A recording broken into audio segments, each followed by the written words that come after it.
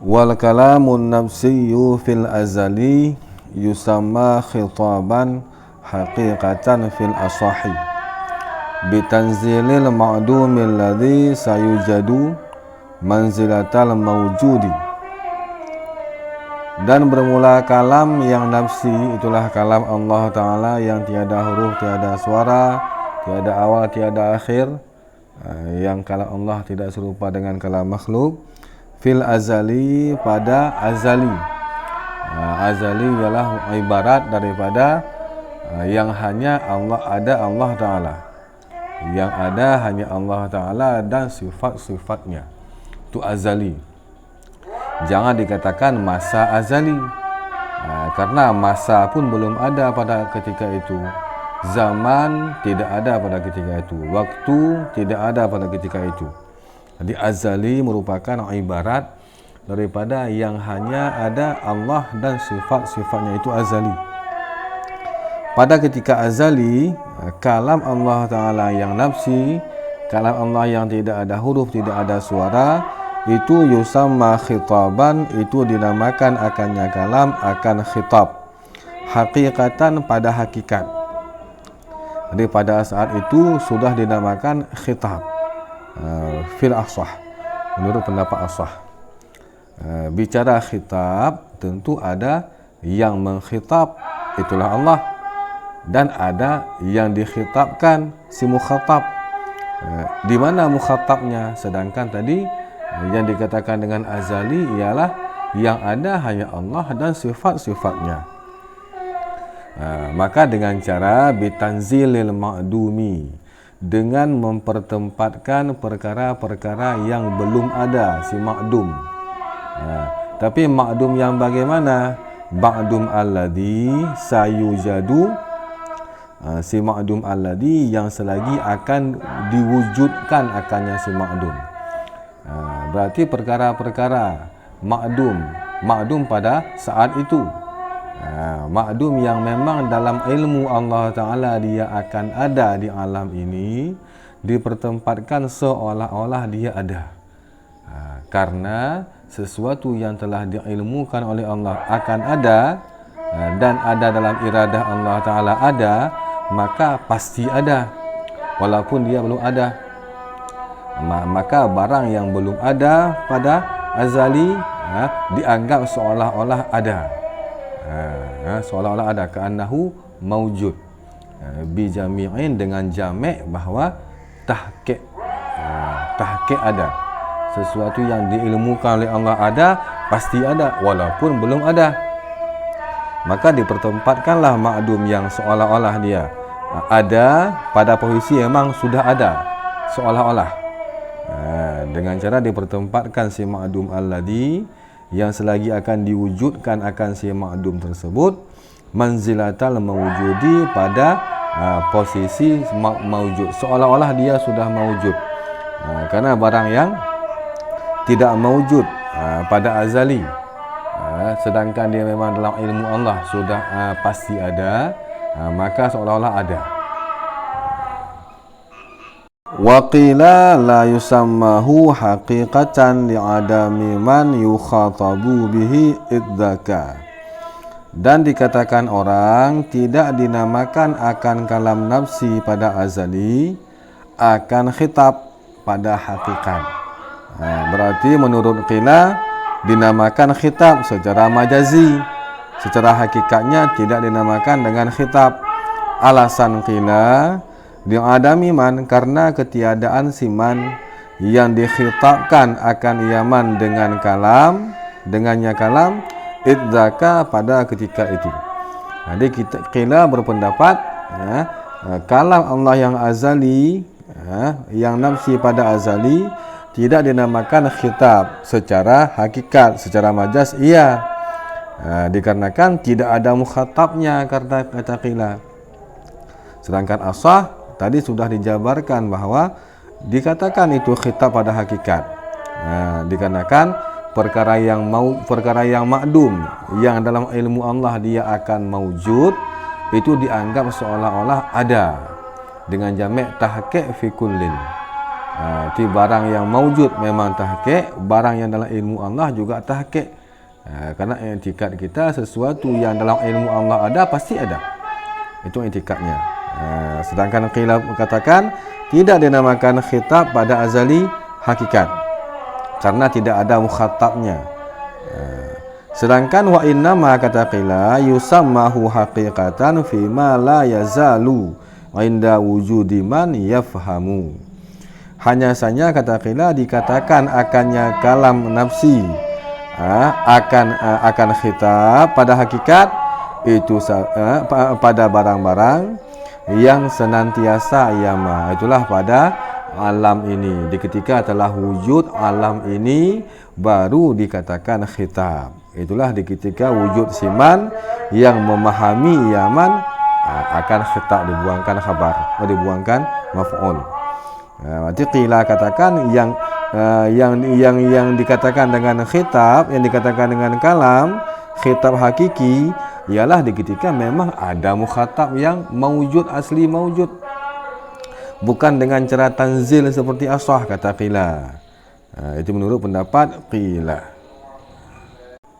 Wa isma'uhu iyyahu imma bilafdhin kal qur'ani aw bila lafdhin kama waqa'a li Musa alaihi salatu wassalam kharaqan lil adati. Dalam dua pendapat asah dan qila tadi, cara mendengar kalam Allah yang azali, baikkah khitab yang hakiki menurut asah ataupun khitab majazi menurut qila, mendengarkannya ialah wa isma'uhu, dan bermula memperdengarkannya Allah akan ianya khitab, imma manakala itu dengan lafaz seperti Al-Quran. Mendengar si mukhatab, baikah mukhatab tersebut mukhatab yang sayujadukah ataupun mukhatab yang maujudkah, apa fima yazal tadi yang qila katakan, mendengar kalam Allah Ta'ala manakala yang didengar langsung dengan lafaz seperti Al-Quran yang Sayyidina Jibril turunkan kepada Rasulullah, au bila lafdin ataupun dengan tanpa menggunakan lafaz, sebagaimana yang terjadi ianya bagi Sayyidina Musa alaihi salatu wasalam di ketika beliau mendengar kalam Allah Ta'ala di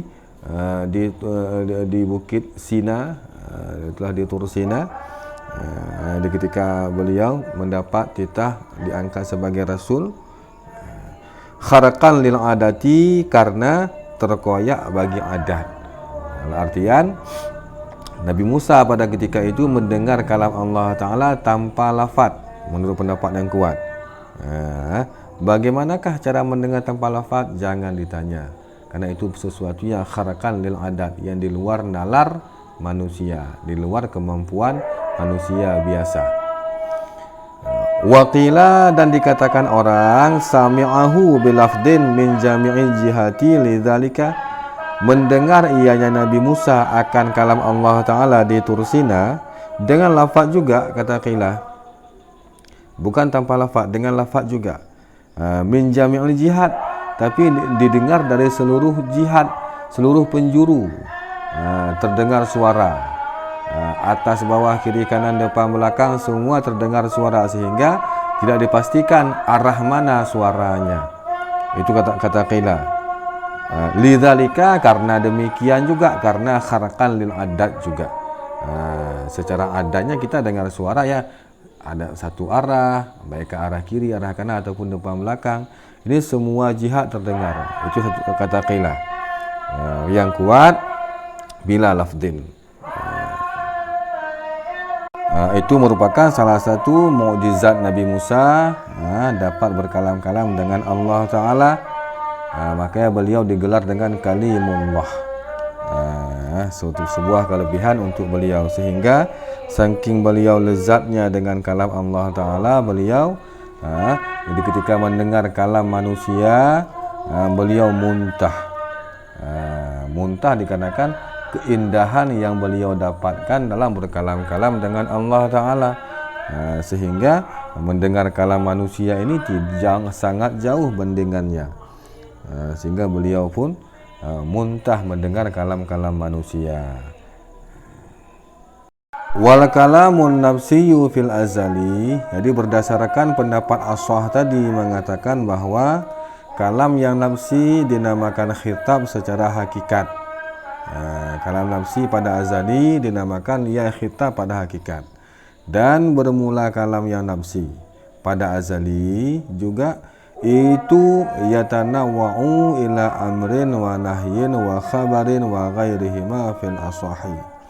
Itu terbagi-bagilah dianya kalam kepada amar dan nahi dan khabar dan lain daripada amar nahi khabar menurut pendapat as-sah juga. Di kalam Allah yang nafsi pada azali juga terbagi, pada azali juga sudah terbagi kepada amar, kepada nahi dan khabar dan lain-lainnya. Intinya kalam Allah yang azali dinamakan khitab pada azali, kalau Allah yang nafsi dinamakan khitab pada azali, dan terbagi-bagi kepada segala muta'alaq-muta'alaqnya, itulah amar dan kawan-kawannya fil asah, dengan cara bit tanzilil as-sabiqi, dengan tanzil yang telah dahulu. Jadi dengan cara mempertempatkan si mukhatab yang sayujadu pada manzilah maujud, mempertempatkan si ma'dum, mukhatab yang ma'dum yang sayujadu pada manzilah maujud. Jadi pada ketika itu juga sudah terbagi, pada ketika azali juga kalam nafsi sudah terbagi kepada segala pembahagian-pembahagiannya yang tersebut itu. Itu menurut pendapat as-sah. Sedangkan qila berdasarkan qila atas juga, arti qila ini sama dengan qila yang di atas perjabangannya.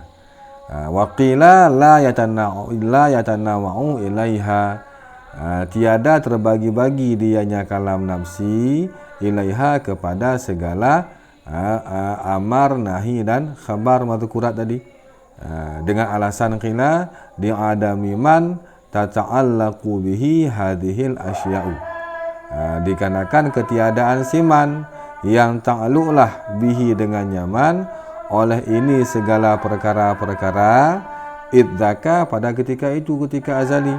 Di alasan qila kenapa tidak terbagi-bagi kalam pada azali, dikarenakan tidak ada mukhatabnya.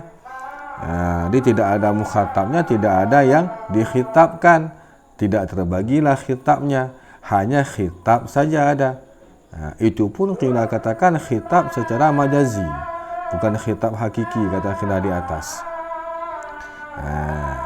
Wa innama, dan kata qila lagi, wa innama, dan hanya saja yatanawa'u ilaiha, terbagi-bagilah dianya kalam kepadanya madzukurat, kepadanya amar nahi dan kawan-kawan, fi ma la yazalu inda wujudi man yata'allaqu bihi. Hanya saja terbagi-bagilah dia kalam kepadanya madzukurat pada barang-barang yang senantiasalah ianya mah, itulah pada alam ini, di ketika wujud siman yang ta'alluqlah dianya kalam bihi dengan nyaman. Jadi sebagaimana qila katakan tadi, kalam hakiki, khitab hakiki ialah pada ketika ada maujud yang ada mukhatab hakiki, itulah pada alam ini. Maka juga terbagi-baginya khitab, kata qila, juga pada alam ini, bukan pada azali. Disesuai dengan qila katakan di atas. Maka kesimpulan qila, fatakunul anwa'u hadithatan, maka adalah segala pembahagian-pembahagian kalam, nanti terbagi kalam kepada amar, nahi dan kawan-kawan, itu perkara yang baru dikira, beserta ma'a qidamil mushtaraki bainahuma, beserta qidam si mustarak antaranya segala anwa'. Itulah kalam yang azali. Qila kan juga berpendapat bahawa pada azali ada kalam nafsi. Kalam nafsi sepakat antara qila dan as-sah, sepakat di azali ada kalam nafsi. Cuman yang tidak sepakat tadi bahawa as-sah katakan kalam nafsi di azali dinamakan khitab, qila katakan tidak dinamakan khitab. Intinya sama-sama sependapat bahawa kalam nafsi pada azali ada. Tapi di ketika qila katakan tadi bahawa kalam di azali ada kalam, pembahagiannya baharu. Terbagi kalam kepada amar nahi itu perkara yang baharu. Sedangkan kalamnya, si mustaraknya, itulah kalamnya maksudnya mustarak, itu bersifat dengan qidam. Beserta qidam si mustarak antara segala anwa' yang tadi.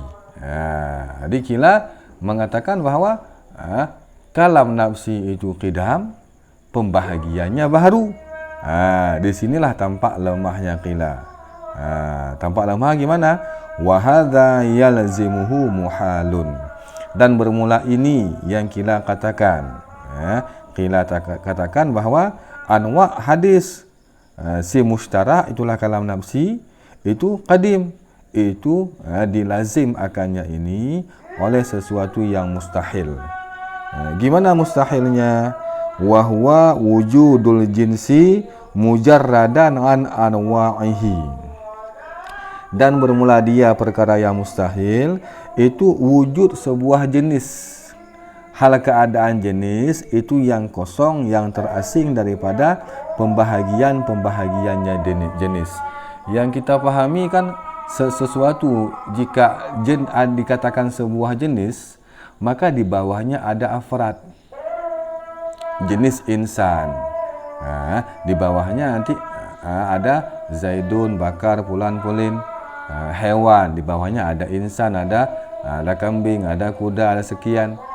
Di setiap ada jenis pasti ada anwa', ada afradnya. Tapi qila membeda-bedakan ini. Pada ketika azali ada jenis tapi tidak ada afradnya. Afradnya di mana juga? Pada baharu. Jadi pada dua kondisi qila memisahkan jenis dan afradnya pada dua kondisi qadim dan kondisi baharu. Itu mustahil. Itu mustahil.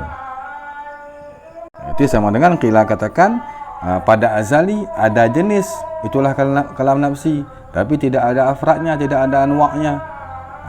Pada qadim, pada qadimnya, pada hudusnya, pada baharunya ada anwa'nya, ada amar, ada nahi, ada khabar dan lain-lainnya, tapi tidak ada jenisnya. Kan lucu. Itu lucu. Di mustahil hal yang qila sampaikan tadi. Illa ayyurada annaha anwa'un i'tibariyatun ay awaridu lahu yajuzu khulwuhu anha tahduthu bihasabit ta'alluqati. Kecuali bahawa tidak mustahil kembali yang qila sampaikan, kecuali bahawa dimaksudkan akan sesungguhnya anwa', sesungguhnya amar, nahi dan khabar dan kawan-kawan itu anwa' yang i'tibari, bukan anwa' yang hakiki. Jadi bukan afrad yang hakiki, afrad yang i'tibari. Jadi diiktibarkan kalam terbagi kepada amar, nahi dan khabar pada qila di fima yazal tadi. Jadi jangan anwa' yang hakiki. Artinya maksud daripada yang i'tibari artinya awarid lahu, segala aridi lahu bagi si kalam, sifat kalam. Aridi kan sifat, itu sifat kalam. Arti amar sifat kalam, nahi sifat kalam, khabar sifat kalam. Yang bolehlah oleh sunyinya kalam anha daripada aridi tersebut. Yang selagi datanglah dianya aridi dengan sekira-kira segala ta'alluq daripada kalam tersebut. Jadi baru tidak mustahil kembali yang qila katakan tadi, bahawa qila memuridkan, memaksudkan bahawa anwa' yang hadis yang qila sampaikan tadi anwa' yang i'tibari. Jangan anwa' yang hakiki. Karena jika anwa' hakiki ya seperti tadi, si jenisnya itulah kalam, sifatnya qadim, anwa'nya sifatnya baharu, itu kan enggak mungkin. Tapi jika aridi saja tidak masalah. Boleh sebuah sebuah jenis kosong daripada aridi secara yang i'tibari tidak masalah. Sebagaimana pendapat kuat kan mengatakan tadi diiktibarkan, ditanzilkan si maujud yang sayu jadi seolah-olah ada, maka dinamakan dengan khitab, kata Ashah. Maka jika diiktibarkan seolah-olah ada si maujud yang sayu jadu pada ilmu Allah, maka anwa'nya juga itu i'tibari, maka cocok sesuai pendapat Ashah katakan. Di maujudnya diiktibarkan seolah-olah ada, maka anwa'nya juga seolah-olah ada. Maka tidak masalah, tidak ada kerancuan. Di kalam nafsi pada azali dinamakan juga itu khitab, mukhatabnya diiktibarkan ada, pembahagiannya juga diiktibarkan terbagi-bagi kalamnya, dia sesuai senada, semua kejadian pada azali. Sedangkan qila sampaikan kalamnya qadim, anwa'nya baharu, itu lucu. Kecuali maksud qila anwa' yang i'tibari fi mayazal, di'iktibarinya saja ya. Bandingannya kama anna tanawwu'ahu ilaiha 'alal awwali bihasabi ta'alluqati aidan, sebagaimana bandingan sama sesungguh terbagi-bagi kalam kepadanya amar, nahi dan kawan-kawan berdasarkan pendapat yang pertama, pendapat Ashah. Itu sabit dengan sekira-kira ta'alluq pula. Pendapat Ashah senada mengatakan si mukhatabnya ditanzilkan seolah-olah maujud, demikian juga anwa'nya ditanzilkan juga seolah-olah terbagi-bagi, diterbagi-bagi pada mukhatab yang ditanzilkan. Di senada. Kenapa pendapat Ashah mentanzilkan demikian, dan pendapat Ashah mengatakan terbagi-bagi juga pada azali, likaunihi sifatan wahidatan, karena keadaan kalam itu sifat yang satu. Sifat Allah hanya satu, kalam. Jika contoh kalam Allah satu, terbagi-bagi bukan berarti kalau Allah banyak, terbagi sesuai dengan ta'alluqnya. Jika ta'alluqnya kepada tuntutan mesti, amar dinamakan. Ta'alluqnya kepada larangan yang mesti, nahi dinamakan. Jadi ta'alluqnya saja yang bermacam-macam. Diri kalamnya kan satu, diri sifatnya juga satu. Sama seperti ilmu Allah satu, dengan satu ilmu Allah mengetahui segala maklumat. Demikian juga kalam Allah Ta'ala satu, dengan satu kalam Allah berkalam-kalam dengan bermacam-macam pembahagian kalamnya. Dia sama seperti ilmu dan yang ghairihi yang lain daripada ilmu Allah Ta'ala, nibak segala sifat-sifat Allah Ta'ala. Qudrah Allah Ta'ala satu, ta'alluqnya banyak pada segala makdur yang ada pada alam ini, pada segala mumkinat. Maka berdasarkan dua pendapat, famin haitsu ta'alluqihi fil azali ay au fi ma yazali bi syai'in ala wajhil iqtidai li fi'lihi yusamma amran aw li tarkihi yusamma nahyan wa ala hadzal qiyasu. Maka daripada sekira-kira ta'alluqnya kalam pada azali, menurut pendapat Ashah katakan ta'alluqnya langsung pada azali, sebagaimana pada azali dikatakan khitab, maka ta'alluq juga pada azali. Ataupun ta'alluqnya pada ma yazalu, pada barang yang senantiasa ia pada alam ini. Itulah qila sampaikan di atas. Dengan apa ta'alluq pada dua pendapat tersebut? Dengan sesuatu di atas wajah iqtida, di atas wajah menghendaki bagi kerjanya perbuatan kerjanya syekh tadi. Di ta'alluq kalam pada kehendaki mesti kerja, yusamma amran, itu dinamakan akannya kalam akan amar. Ataupun ta'alluq kalam atas cara, atas wajah menghendaki bagi meninggalkannya syekh, dinamakan akan kalam akan nahi. Wa ala hadzal qiyasu, dan di atas ini itu kias. Demikian juga jika ta'alluq kalam di atas wajah ikhtiar, memilihkan, maka dinamakan dengan mubah nanti, dan seterusnya. Wa akhartu kal asli hatainil mas'alataini anid dalili, dan aku takhirkan, kata Zakaria Ansari, sama seperti kitab asal, seperti sama dalam Jami' Jawami', juga mentakhirkan akan ini dua masalah. Dua masalah ialah yang pertama masalah kalam, dinamakan khitab ataupun bukan, khilaf antara asah dan qila.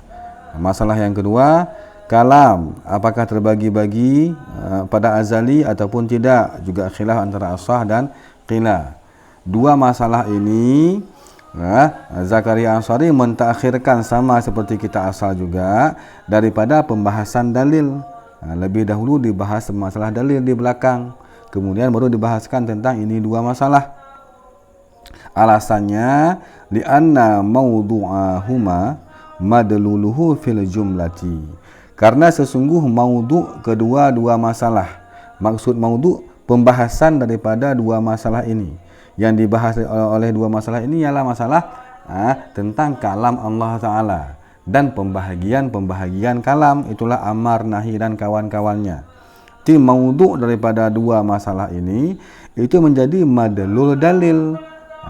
Madlul kan yang didalilkan, itu madlul daripada si dalil.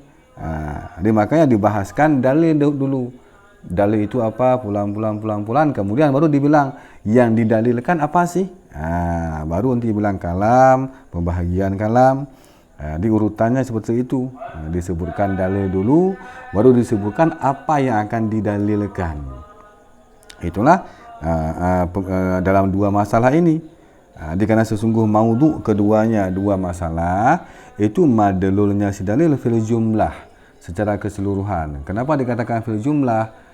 Karena madlul daripada dalil bisa saja nanti ialah hadis, tapi fil jumlah kan lebih banyak daripada ayat Al-Quran yang menjadi madlul dalil, yang didalilkan fil jumlahnya. Walaupun nanti ada juga madlul yang bukan Quran, yang bukan kalam Allah, itulah kalam Nabi.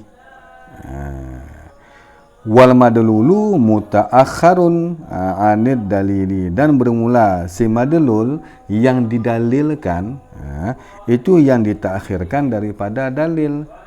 Dahulu disebutkan dalil, definisi dalil itu apa, pulan-pulin, kemudian baru yang didalilkan apa, baru disebutkan. Di urutannya seperti itu. Itu alasan kenapa didahulukan pembahasan dalil, kemudian baru dibahas tentang dua masalah tadi. Wa innama quddimata 'alan nadhri al-muta'allaqi bid-dalili aidan, dan hanya saja didahulukan akan kedua masalah tadi di atas pembahasan nazar. Nazar kan di bawah akan disampaikan dalam kurung tadi, wan nazar. Nazar alladhi yang berhubungan, yang berhubungan dia nazar dengan dalil pula. Jika memang tadi rentetannya kita ketahuikan dalil dulu, kemudian baru dibahaskan tentang yang didalilkan madlul, maka nazar yang haknya kan lebih didahulukan daripada ini juga dua masalah, karena nazar berhubungan dengan dalil. Tapi tidak, tapi musannaf tidak seperti itu mengurutkan. Disebutkan dalil, kemudian madlul, pembahasan madlulnya itulah dua masalah tadi, kemudian baru dibahaskan masalah nazar. Alasannya kenapa? Walaupun nazar memang ada ikatannya dengan dalil. Alasannya li'anna mawdu'ahuma, karena sesungguh maudhu' keduanya daripada dua masalah tadi, itulah amar, nahi dan kawan-kawannya tadi, itu asyaddu irtibatan, itu lebih berat, lebih bersangatan, nisbah terikat daripada yang maudhu' dengan dalil. Jadi ikatan antara maudhu' daripada dua masalah dengan dalil itu lebih kuat ketimbang ikatannya dengan si nadhar. Kenapa lebih kuat? Li'annahu, karena sesungguhnya maudhu' daripada dua masalah tadi itu maksud daripada dalil. Karena andai kata kita tahu dalil itu apa, pulan, tapi kita tidak tahu apa yang akan didalilkan, itu kan kosong. Maka ikatan antara dalil dengan madlul itu sangat kuat ketimbang ikatan si madlul dengan nadhar. Kenapa? Karena nadhar hanya sebatas alat, alat untuk menghasilkan dalil, alat saja dia. Sedangkan si dalil dan si madlul itu sangat terikat kuat antara dua. Itulah wan nadharu min alati tahsilihi, dan bermula nazar itu sebahagian daripada alat-alat menghasilkan dalil, hanya alat untuk dalil. Bahkan seperti yang disampaikan di belakang, bahwa terkadang-kadang dalil itu tanpa perlu nazar dia memang sudah ada pada dirinya. Tanpa nazar ada dalil fi nafsi. Jadi nazar hanya sebagai alat saja dia. Maka ikatan di antara madlul dengan dalil lebih erat. Makanya nazar disampaikan pembahasannya sesudah pembahasan dua masalah yang tadi.